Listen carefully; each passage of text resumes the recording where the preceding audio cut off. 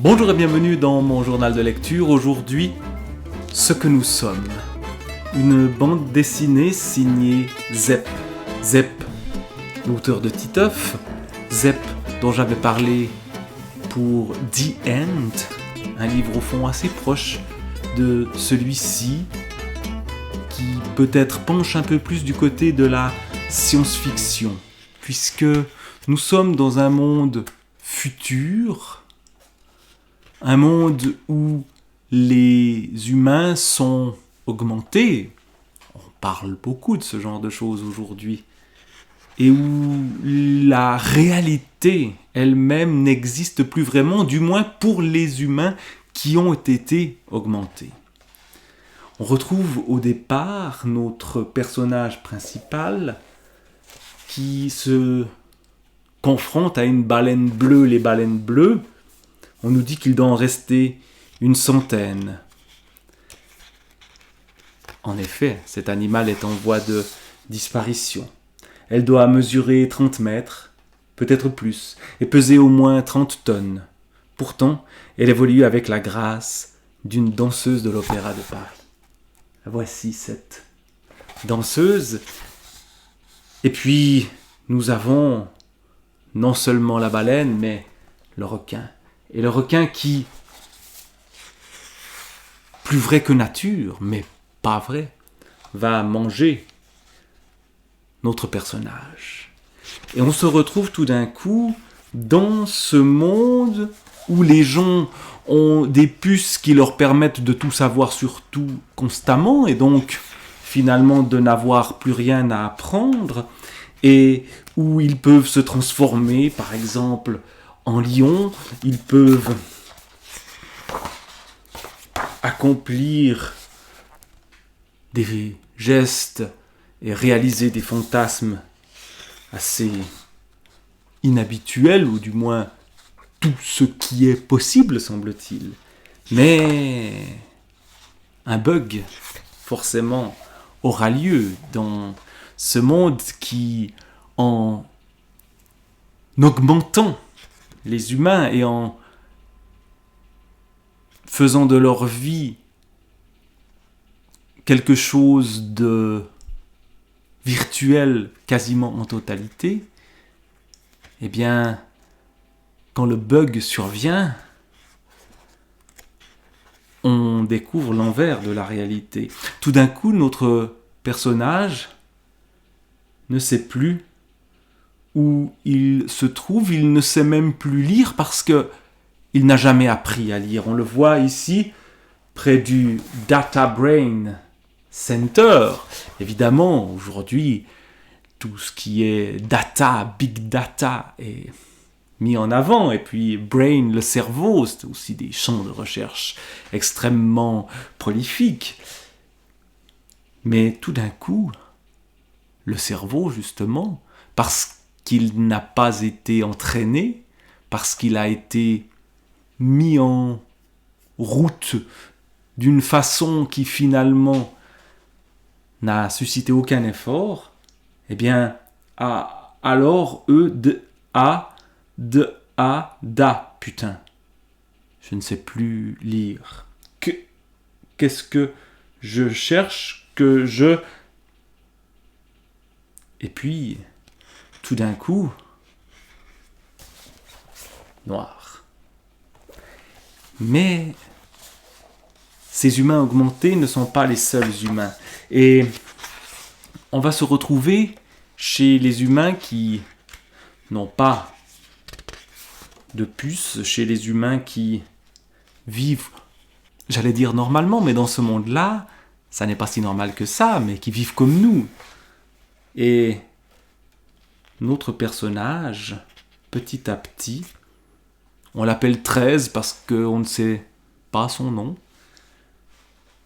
eh bien, il va découvrir la réalité.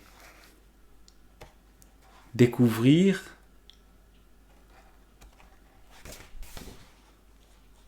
une personne réelle. Découvrir, alors que au fond, il pouvait assouvir auparavant dans un monde irréel tous ses fantasmes, mais il va découvrir la réalité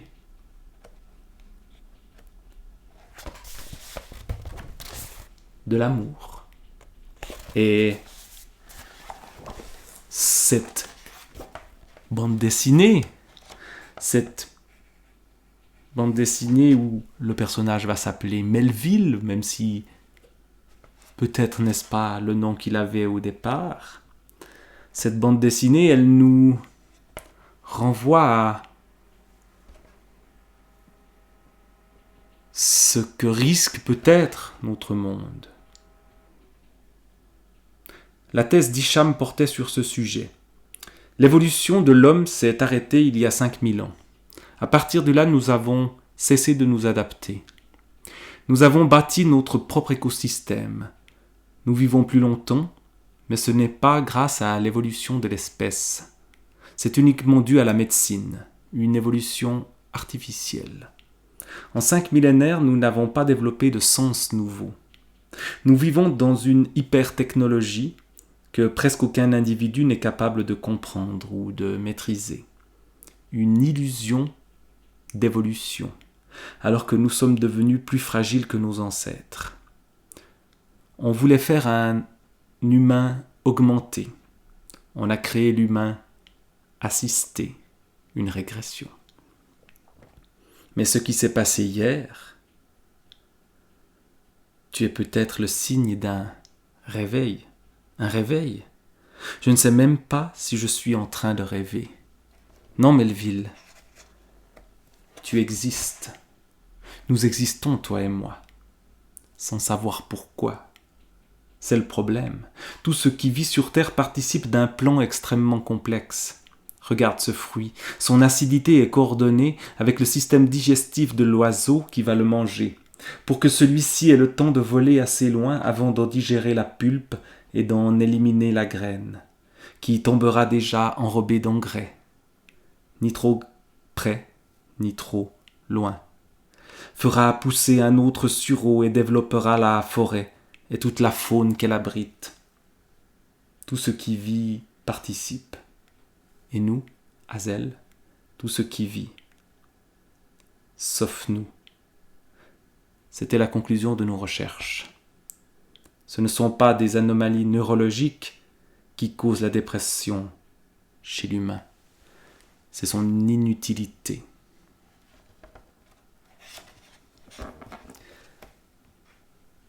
Alors, inutile, l'humain, faut-il l'augmenter?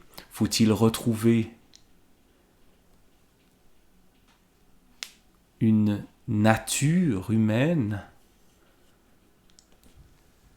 Ce que nous sommes? Que sommes-nous?